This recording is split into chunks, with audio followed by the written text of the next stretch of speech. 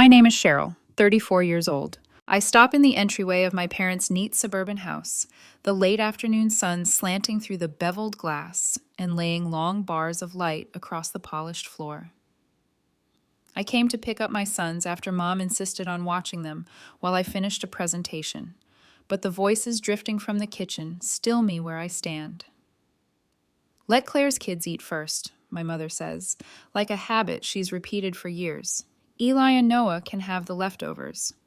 My sister's soft laugh follows, the kind that sounds like sympathy if you don't listen to the words. They might as well get used to it. Kids like them don't need much. Something behind my ribs tightens. I take 3 careful steps, just enough to see into the dining room. My nephew and niece sit at the table with heaping plates of lasagna, the good china glinting under the pendant light. On the tile by the island, my boys, 8-year-old Eli and 6-year-old Noah, sit cross-legged with paper plates and cold sandwiches, crust curling up like corners of a smirk. My father lowers his newspaper, eyes sliding over my sons as if they're across a street instead of across the room. They need to learn their place, he says, and the clench in my chest becomes a point. For a suspended second, no one moves. I watch my boys' shoulders round the way I've seen them in school pickup lines when they're bracing for something they can't name. How many times has this happened while I was working? How many times did I miss the evidence standing in plain sight? Boys, I say, my voice calm in a way that surprises me. Get your backpacks. 5 heads snap toward me. Mom's smile arrives instantly, too bright to be honest. We didn't hear you come in. Claire aligns a fork with the edge of her plate as if straight lines can straighten the moment.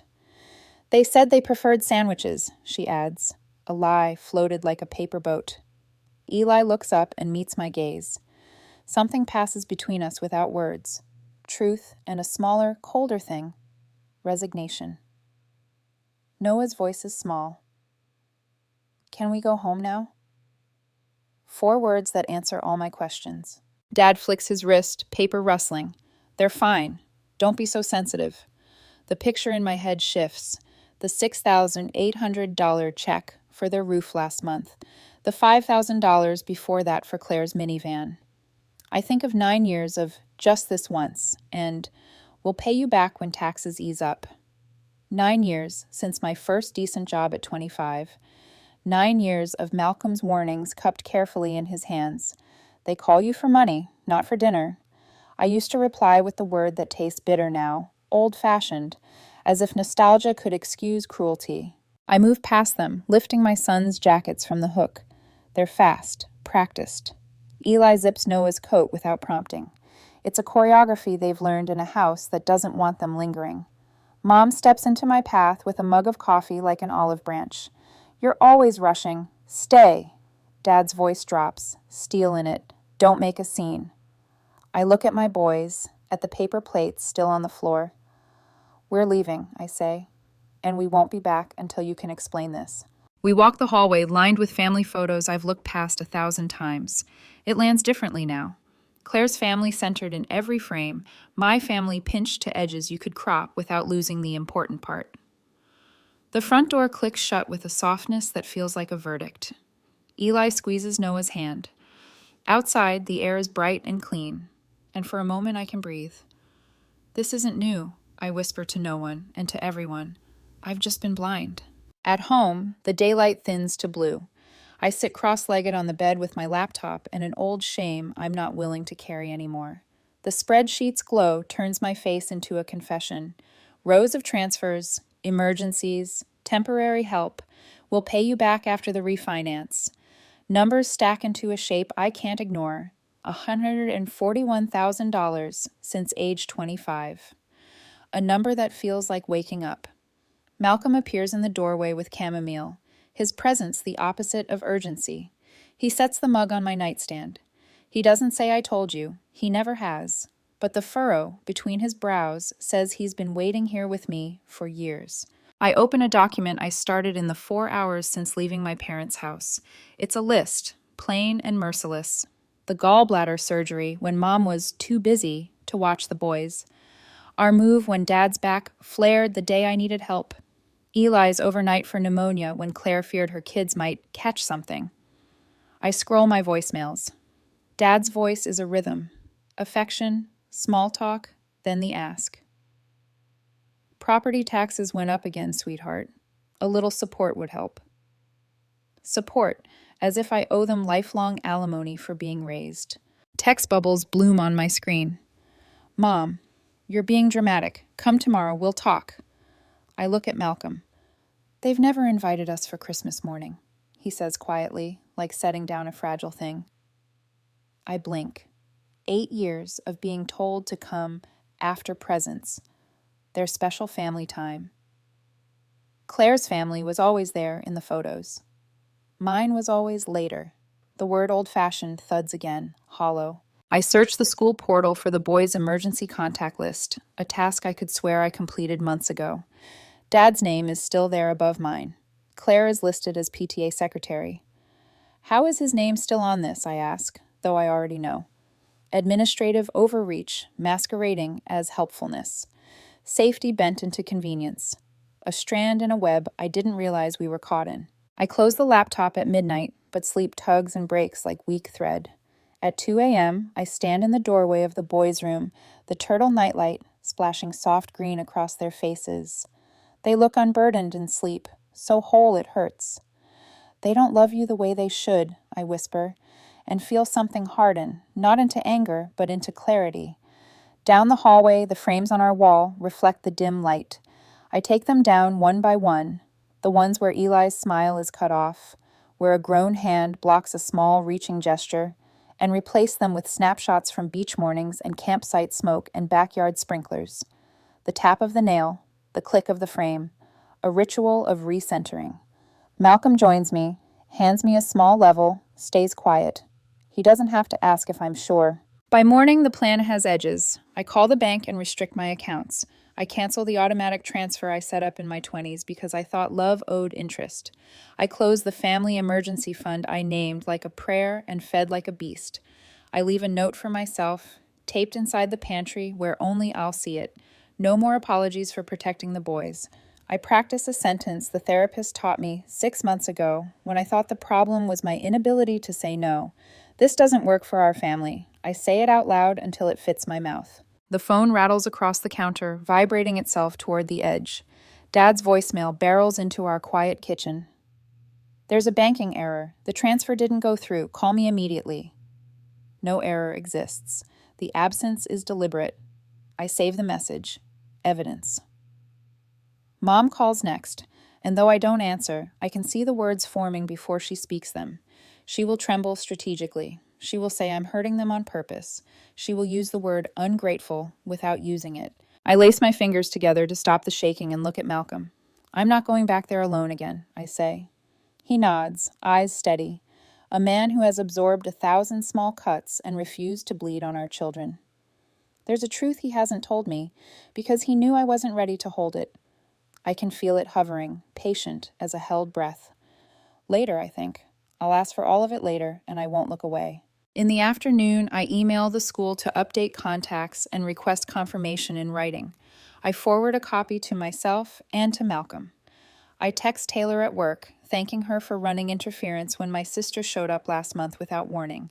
Another boundary I didn't name then. My boss replies to my request for 2 personal days with, "Take the time you need," a kindness that lands like a landing pad rather than a trap.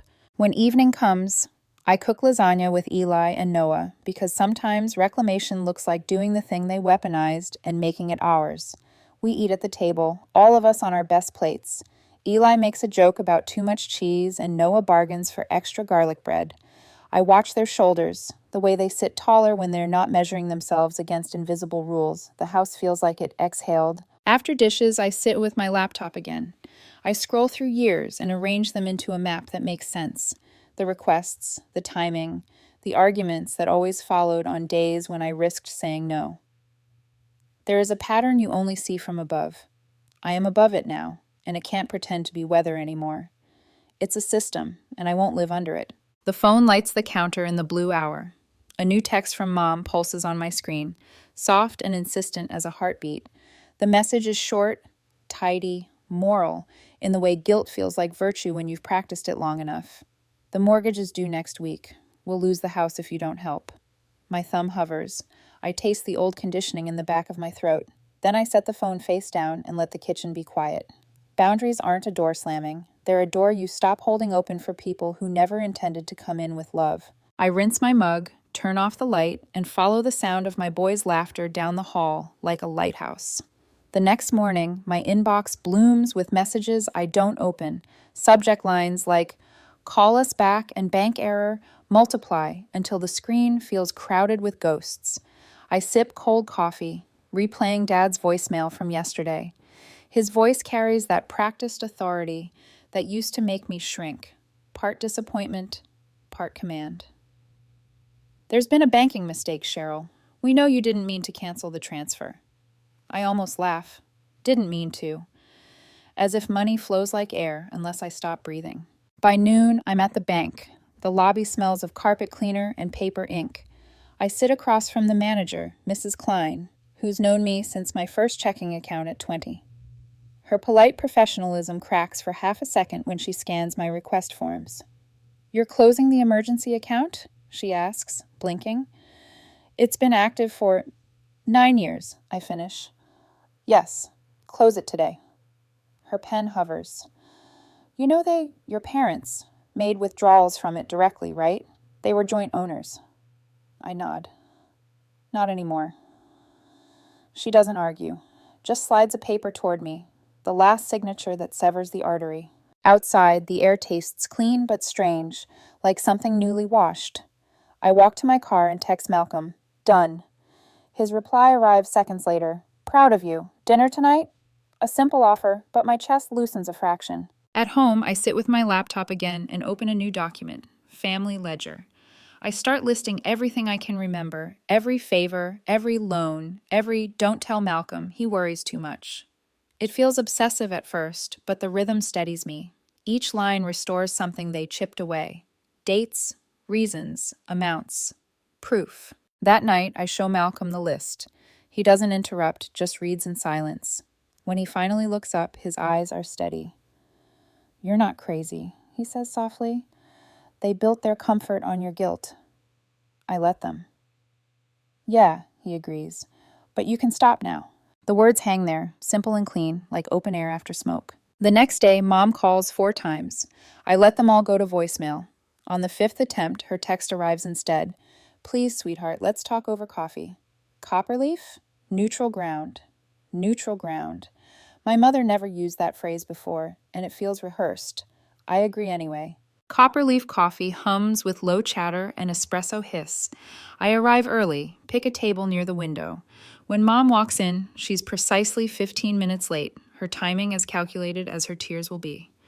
She orders a latte she won't drink and sits, folding her napkin like a nervous bride. "Sweetheart," she begins, tone low enough to draw curiosity from nearby tables. "You know how certain neighbors talk. We're just keeping things comfortable." I tilt my head. "Comfortable how?" She sighs dramatically. "It's about appearances. People don't always understand mixed families." The word mixed hangs between us like a stain.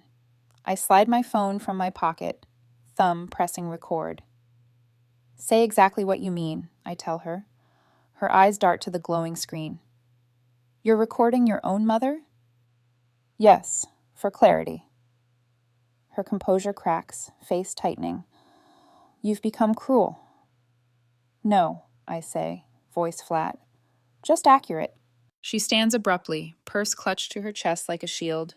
"When you're ready to be reasonable, call me." The bell above the door jingles as she leaves, her performance complete.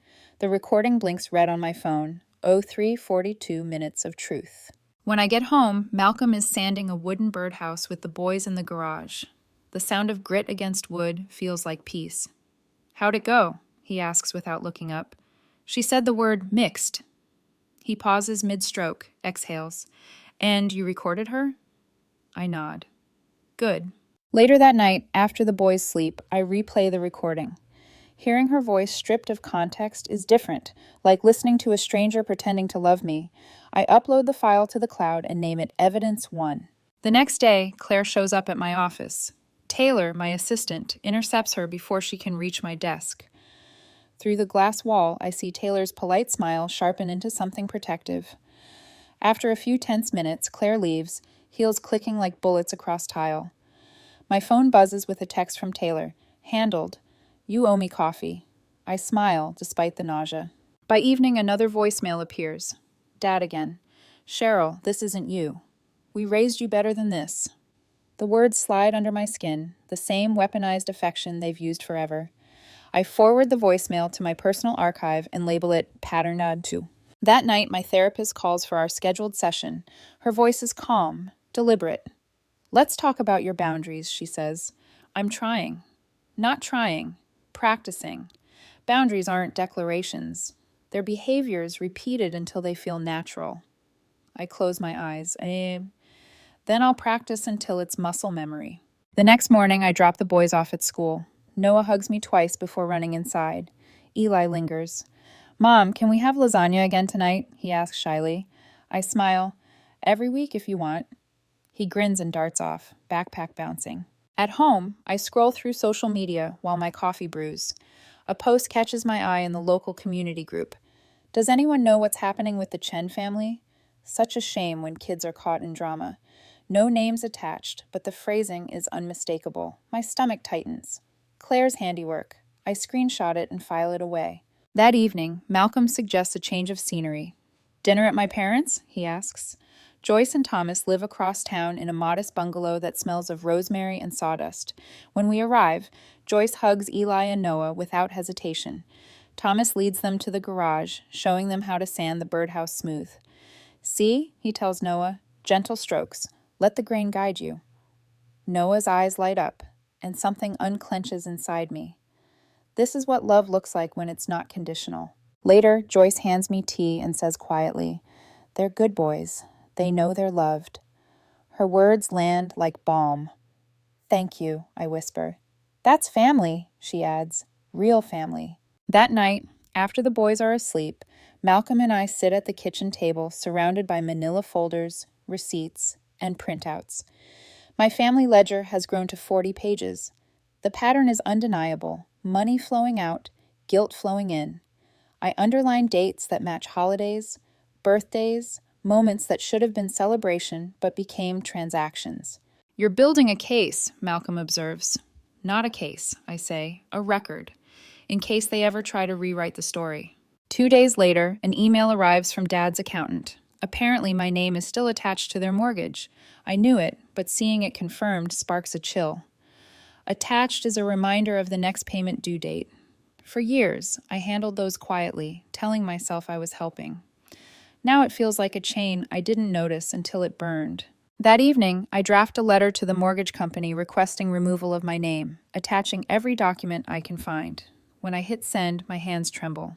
Later, I call Sarah, my oldest friend. I think I might have to record the next conversation, I admit. Do it, she says. People like that rewrite history before the ink dries. You've seen this coming, haven't you? She hesitates. I didn't know how to tell you without losing you. You wouldn't have. I know, she says softly. After the call, I walk through the quiet house. The photos I replaced last week shine in the hallway light. Eli laughing with chocolate ice cream smeared across his cheek. Noah holding a kite higher than his head. For the first time in years, every frame feels right side up. The next afternoon, I receive another text from Mom. Sunday dinner. Everyone will be here. Let's talk like adults. The message is short, neat, dangerous. I show Malcolm. He nods once. Then we prepare. That night, I print the ledger, 3-hole punch it, and slide it into a leather portfolio. I add copies of every voicemail and transcript. At the back, the copperleaf recording. On the first page, I write in black marker, clarity. When I zip the case shut, something in me settles. No rage, no guilt, just readiness. Sunday comes warm and bright. As Malcolm drives, I rest my hand on the portfolio in my lap. The house appears over the rise. Same clean lawn, same polished door, same silence before impact. I take a breath, steady as a diver at the edge. Whatever happens, Malcolm says quietly, eyes on the road, we walk out together. Together, I echo.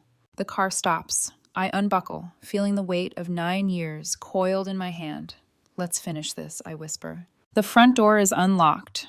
Voices drift from the kitchen. I recognize all three: Mom, Dad, Claire. Words like dramatic, ungrateful, money float through the air, brittle as glass. I press record on my phone and step into view. Three faces freeze. Don't stop on my account, I say, voice even. This time, I'm not there to explain myself. I'm there to listen. The moment I step into the living room, the air shifts. My parents sit on the couch like a tribunal. Mom with her mug clasped tightly between both hands. Dad behind his newspaper like armor. Claire leans on the mantel, pretending confidence, but looking too alert, too rehearsed. Sheryl, Mom says, her smile brittle. You could have called first. I heard enough to skip the invitation. The silence that follows is sharp enough to cut. I place my leather portfolio on the coffee table and let it rest there like a loaded weapon. Dad lowers his paper an inch, eyes narrowing. What's this? I hit record on my phone, the red light blinking like a heartbeat. Tell me more about the mixed ones, Dad. I'm listening. For a long second, no one breathes. Then Dad laughs, a short, disbelieving sound that doesn't reach his eyes. You misunderstood. We were talking about how society treats children like yours, not how we feel. Children like yours, I repeat it slowly so he can hear how it sounds in the open air. That's the phrase you used? Claire steps in, voice dripping reason. You're twisting our words, Sheryl. You always do this. Turn everything into an accusation. Mom's voice trembles just enough to sound maternal. Sweetheart, you're tired. Sit down. Let's talk calmly. I unzip the portfolio and slide the printed spreadsheets across the table. The sound of paper against wood lands like a slap. 9 years, I say quietly. That's how long I've been paying for this family's comfort. Roofs, cars, credit cards, groceries, holidays. $141,000. Claire's hand flies to her mouth. Dad doesn't look down. Family helps family, he says evenly. That's how it works. This isn't help, I say, meeting his gaze. It's parasitism. The word lands like thunder. Mom flinches. Claire's mouth drops open. Dad sets his newspaper aside, his voice dropping an octave. Don't talk to your mother that way. I'm talking to all of you, I answer, because this ends today. From the hallway, Malcolm's footsteps approach. He steps in quietly, presence solid, calm. I told her she shouldn't have to face this alone, he says. Dad's jaw tightens. You brought him into this? I married him into this, I reply. He's family, whether you like it or not. Claire scoffs. Oh, please, don't make this about race again. Malcolm's expression doesn't change, but the room temperature seems to drop. It became about race when your parents decided my children didn't deserve a seat at their table. Dad leans forward, his authority voice returning. You need to stop filling her head with nonsense. Malcolm's tone stays calm. I don't fill her head with anything. She finally started listening to herself. I open the folder to the next section. Photocopies of checks. Notes scribbled in Mom's handwriting. Roof repair. Claire's tuition. Car deposit. I slide them forward, one after another, like laying cards in a game they're used to winning. Every cent accounted for. Every favor repaid in guilt. Mom covers her mouth, shaking her head. I don't understand what you're trying to prove. I'm proving that your love has an invoice, I say, and that I'm done paying it. Dad slams his palm against the arm of the chair. Watch your tone. No, I answer quietly. You watch your words. I lift my phone, screen glowing red. I recorded what you said in the kitchen, and the last 3 voicemails, and the coffee shop, Mom. Her face drains of color. You what? Evidence, I say simply. Because every time I try to set a boundary, you rewrite the story. Not this time. Claire's eyes narrow. You're sick. Do you even hear yourself? I hear myself for the first time in years. Mom clutches her chest, voice soft, quivering. Your father's blood pressure. He can't take this kind of stress. Is that what you want? To send him to the hospital? Something in me cracks, but not the way they expect. He should have thought about that before teaching my children they belong on the floor. Dad rises, finger pointing at Malcolm. You did this. You've poisoned her against her family. Malcolm doesn't flinch. Your daughter's clarity isn't poison. It's recovery. Claire moves fast, her tone sharp. Maybe child services should hear about how unstable you've become, Sheryl. They take things like family estrangement seriously. The threat hits like the slap. I freeze, my pulse pounding. You'd really do that? She shrugs. Someone has to look out for the kids. Mom nods solemnly beside her. Pastor Williams was asking about you last Sunday. The community notices when people stop attending family gatherings. Their words swirl together, practiced and poisonous, until they sound like a single voice. The same voice that used to narrate my childhood mistakes, my adult decisions, my motherhood. I grip the edge of the table until my knuckles ache. Then a new voice breaks through the noise. Steady, low, unmistakable. Malcolm, enough. He steps forward and places his phone on the table beside mine, presses play. From the small speaker, Dad's voice fills the room. The mixed ones will always be a little different. It's just reality. The sound is surgical. It slices through every lie still hanging in the air. Claire gasps. Mom covers her face. Dad's mouth opens, then closes. You were both recording us? Mom whispers. Yes, Malcolm says, because truth deserves witnesses. I take a slow breath.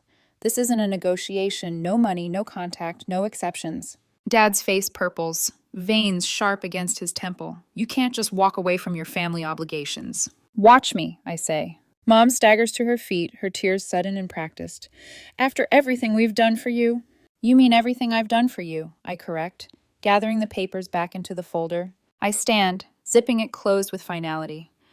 This conversation is over. Claire's voice cracks behind me. You'll regret this. One day you'll need us. I turn back long enough to meet her eyes. If that day comes, I'll know exactly what it costs. Malcolm's hand finds mine. Together we walk toward the door. Dad's voice follows us, raw and furious. You think you're better than us, Sheryl? You're nothing without this family. I pause in the doorway and look back, my reflection ghosted in the hallway mirror. That used to be true, I say softly. Not anymore. The door clicks shut behind us and the sound echoes like a verdict. Outside, the sky is a bruised pink, the kind that fades into night without ceremony. I feel my pulse still racing, but there's a strange calm underneath, like standing in the wreckage of a storm you finally saw coming. In the car, Malcolm exhales. You okay?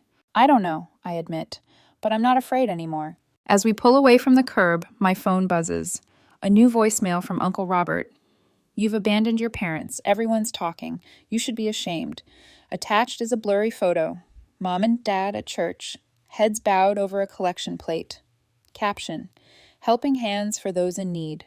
I stare at it for a long time, then hit save. Evidence. For once, not of what they did to me, but of what I survived. I lean my head against the window and watch their house disappear in the rearview mirror. Somewhere behind me, the porch light flickers on. A reflex, not an invitation. Ahead, the road stretches clean and empty. For the first time in my life, I don't owe anyone a map. It's been 2 weeks since the confrontation, and the silence from my parents' house feels louder than their voices ever did. I should feel peace, but peace is unfamiliar, like a song I've heard before but don't know the words to yet. Every morning, my phone fills with missed calls and guilt-laced voicemails. I don't answer any of them. Mom's tone shifts daily. Pleading, scolding, performatively fragile. Dad's stays steady, clipped. There's still time to fix this. One afternoon, I scroll through my bank app and notice something strange. No outgoing transfers, no automatic deductions. The quiet inside those numbers is beautiful. I take a screenshot, label it Freedom001, and save it to the same folder that holds every recording, every receipt, every message, the record of my emancipation. By the third week, the rumors start. Sarah texts me a screenshot from our community Facebook group. Sad to see a daughter turn her back on her aging parents. No name attached, but the phrasing is unmistakable. Claire's digital fingerprints are everywhere. Then Sarah sends another message. Pastor Williams asked about you after Sunday service. He said your father mentioned betrayal. I laugh, a short, humorless sound. They're leveraging the church now, I tell Malcolm. He nods, wiping sawdust from his hands after another garage project with the boys. Let them. Truth doesn't need a PR team. Still, that night I lie awake, replaying the line, turn her back on her aging parents. They know exactly which words twist the knife. The next morning, I open the family ledger again, adding the latest. Attempted public guilt campaign, church, and social media. The entry looks clinical, but I feel my pulse settle. Naming things has power. 3 days later, a new voicemail from Mom arrives. I let Malcolm listen with me. Her voice trembles theatrically. We can't survive without help, Sheryl. We had to sell the house. Are you happy now? For a moment, I almost believe her, but then I remember the tone. Half pity, half bait. I check property records online. The house is still listed under their names. Not sold, just leveraged for sympathy. I add it to the file. That evening, Malcolm brings home takeout and a quiet look in his eyes. Your father called me, he says. My fork stops halfway to my mouth. He what?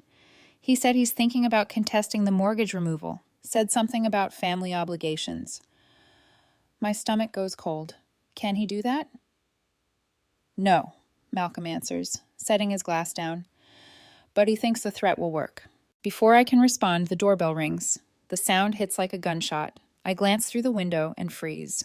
Claire's silver SUV gleams in our driveway. Malcolm stands. Stay here. No, I say, not this time. Claire strides in before he can stop her, perfume cutting through the air like glass. We need to talk, she announces. Her voice is sharp but shaky, like she's rehearsed the scene in her car. I cross my arms. Then talk. She doesn't sit. This has gone far enough, Sheryl. Dad's doctor says his blood pressure's through the roof. Mom can't sleep. You're killing them. I'm sorry to hear that, I say evenly. Her expression twists. No, you're not. You're punishing them because you can't handle the truth. What truth? That when those boys grow up, she says, voice dropping, they'll have to work twice as hard as ours. We were just preparing them for reality. Malcolm's breath catches beside me. I stare at her, disbelief and fury fighting for space. Preparing them by feeding them on the floor? Claire hesitates. That was one time. It wasn't, I cut in, and you know it. She straightens, shifting tactics. Mom says you'll regret this when Dad's gone. She says, I lift a hand, enough. Her jaw tightens. Fine, but when he dies from stress, I'll make sure your boys know it was your fault. The room goes silent. Even the refrigerator hum seems to fade. Get out, I say quietly. She blinks, caught off guard. What? Get out of my house, Claire. Malcolm steps forward, his voice steady but final. You heard her. She glares between us, then snatches her purse. Everyone knows what you're doing, she hisses. The neighbors, the church, they see you for what you are. When the door slams behind her, the house exhales. I sink into a chair, trembling. They'll never stop. Malcolm kneels beside me, taking my hands. They'll stop when you stop reacting. His words are steady, but his eyes are sad. That night, thunder rolls across the sky. Eli crawls into bed between us, his small body pressed against mine. After the storm quiets, he doesn't move. Mom, he whispers. Yes, baby. Is it because Dad's black? The question steals my breath. I glance at Malcolm, whose eyes are open, fixed on the ceiling. What do you mean? I ask softly. Eli picks at a thread on the blanket. Grandpa told Connor that kids like me and Noah have to work twice as hard because of Dad. For a moment, I can't speak. The truth presses against my throat, heavy and bitter. I look at Malcolm, who nods once. Permission to tell the truth. Yes, honey, I whisper. Some people think like that.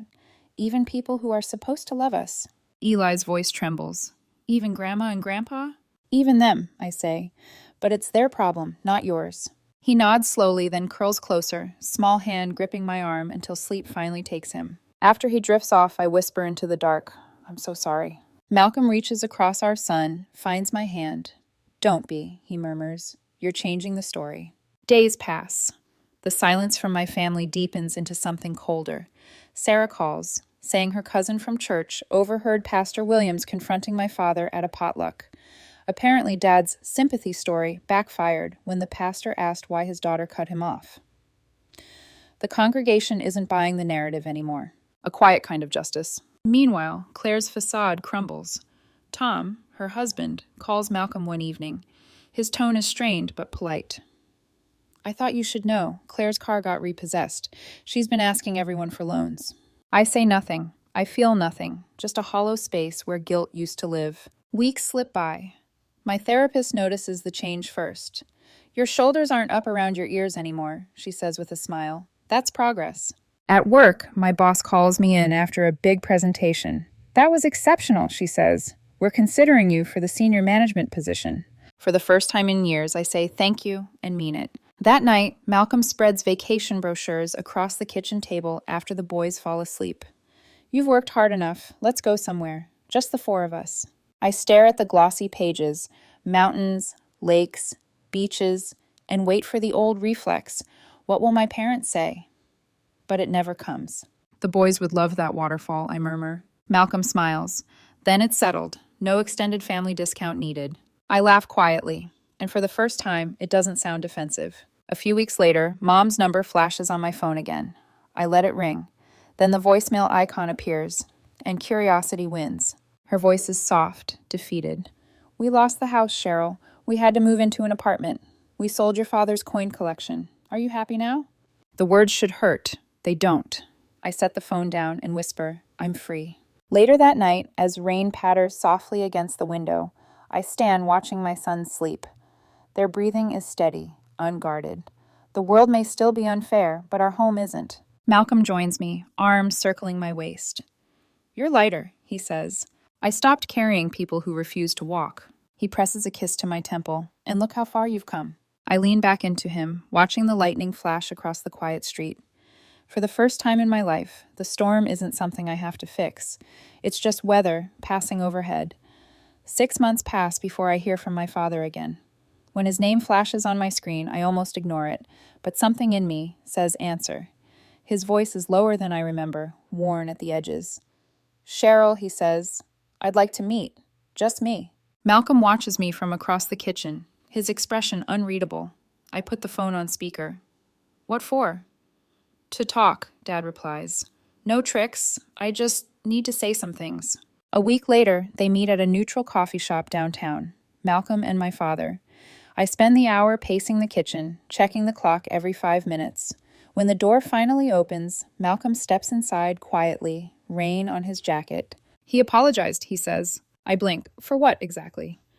For how he treated me. The boys. You. He said he's been doing a lot of thinking since they downsized. I wait for the twist, the hidden ask, but it doesn't come, just silence. The next day, Mom calls. Her voice sounds different, soft, stripped of its usual performance. We'd like to try family counseling, she says. All of us. We were wrong, Sheryl. We want to rebuild. Not for money, for family. I stay quiet for a moment, then answer carefully. The money isn't coming back. Love my children, or stay away. Those are the only terms. I understand, she says, and for once, I believe she might. The counseling starts awkwardly.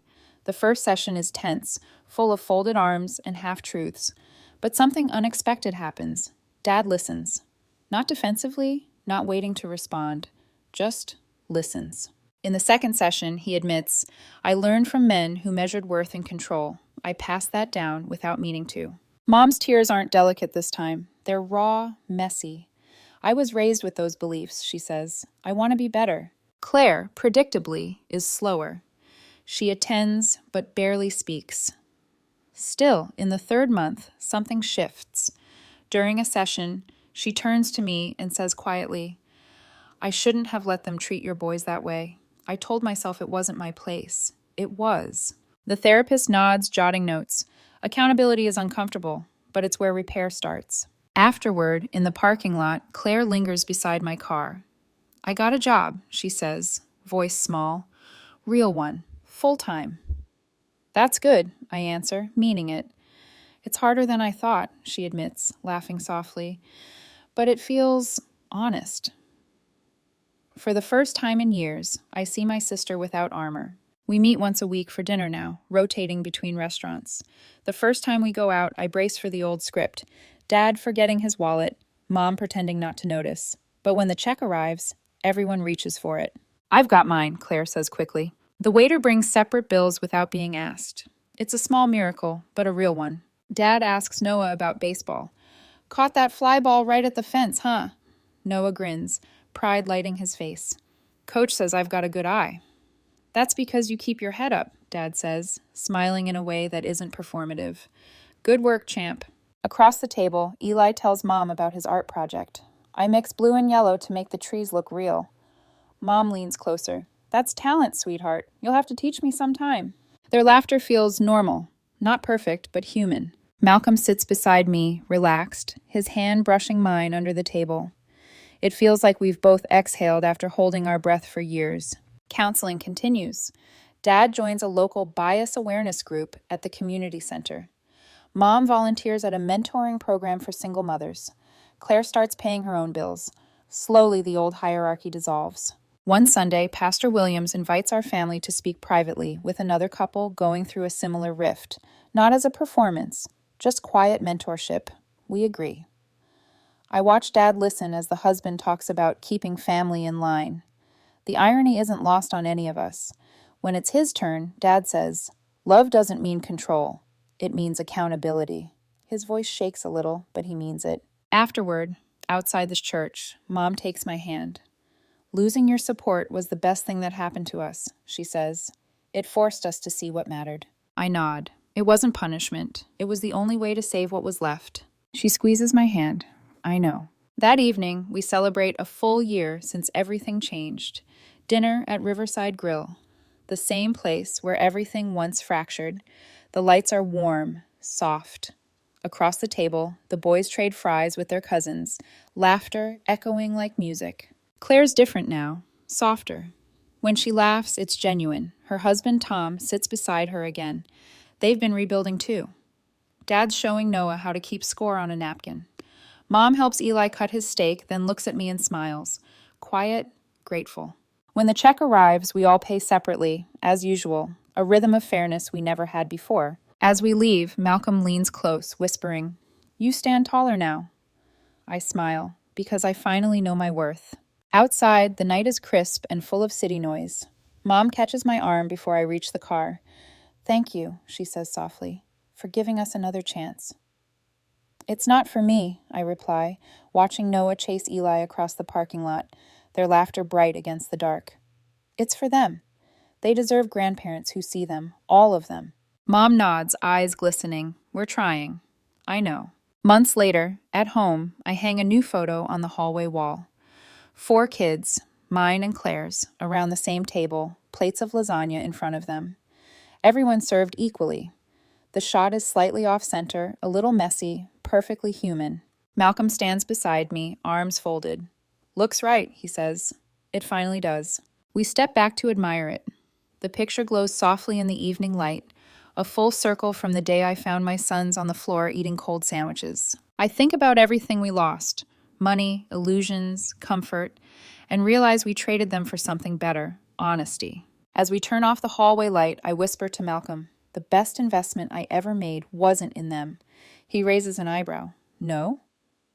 "It was in us," I say, "in teaching our boys that respect can't be bought and love doesn't come with conditions." In the next room, the boys' laughter rises again, bright and unburdened. Malcolm smiles. "Then that's our real inheritance." I lean into him, eyes fixed on the photo glowing faintly in the dark. For the first time in my life, family feels earned, not inherited, not owed, not performed, just real.